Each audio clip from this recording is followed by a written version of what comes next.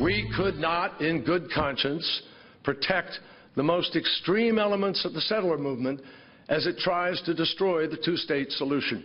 And we may not be able to stop them, but we cannot be expected to defend them. If the choice is one state, Israel can either be Jewish or democratic. It cannot be both.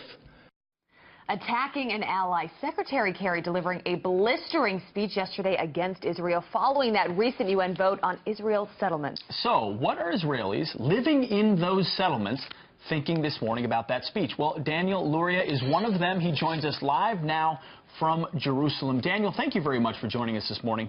Appreciate your time. Good morning. You live in East Jerusalem. You live in a place that Secretary Kerry calls occupied, that the UN says is occupied territory. Tell us what it's like to live there. Tell us what Israelis are feeling this morning. Well, first of all, I live in Ma'ale Adumim, actually. Work all the time in what the world refers to as East Jerusalem. From our point of view, it's the eternal capital of the Jewish people. And the truth is, there's not much the world can do about it. I was dismayed and even shocked at the historical ignorance yesterday in the speech. I mean, friends don't put friends in danger. To ask us to put a terrorist state on our back doorstep when we already have one in the Gaza Strip is just phenomenal. To even think that a friend could do that. Friends are meant to understand that we have a 4,000-year history with Jerusalem and with the land of Israel.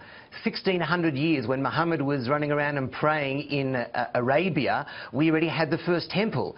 So for people today to still talk in terms of occupation or illegal settlements is just astounding.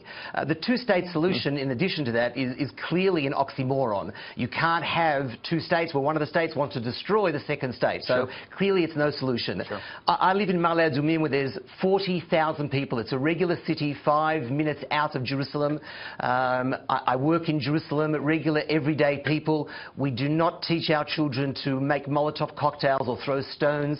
There's no hate or incitement being taught or educated anywhere in our schools, and that's what we're up against. So in addition to the fact that Israel is the Jewish homeland, so it's impossible actually for us to be illegal occupiers of our own homeland, we're surrounded by millions of people that want to still see us driven into the sea. So, so why should we create a state on our back doorstep? Right, and Dan, your voice is so important this morning because where you are, that is where everyone is affected by this resolution. Help people better understand that are watching this here at home in the United States and afar. Help them understand the impact of this resolution.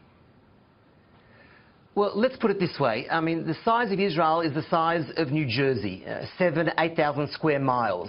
To even think of dividing up that area to create a terrorist state is totally absurd. It cannot be. To think that we have literally already today missiles, thousands of missiles coming into regular cities is incomprehensible. So why should we hand away our own homeland just to have more of the same people on our back doorstep? There are plenty of Arabs that may want to live in peace side by side, but there's too many that want to see the end and do not recognise even the smallest of Jewish entities. But what the world doesn't understand, maybe the Arab world doesn't understand, is we're not moving. So terror isn't going to drive us out. Sure. Daniel, I was in Israel a couple of months ago, visited Judea and Samaria, and some of these settlements in not in East Jerusalem, but throughout Judea and Samaria, the so-called West Bank. What is the biggest misconception that Americans or others have about these settlers and settlements? Well, I'm assuming, I know actually, I speak to many Americans overseas, and I think they're these little shacks on hilltops.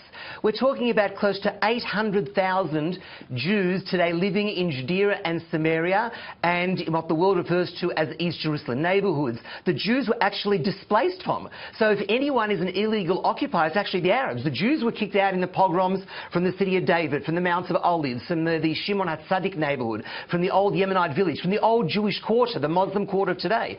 Jews were the ones who were evicted, we're the ones who were displaced, and yet the world is saying that we are the occupiers. There is something warped and distorted about that thinking.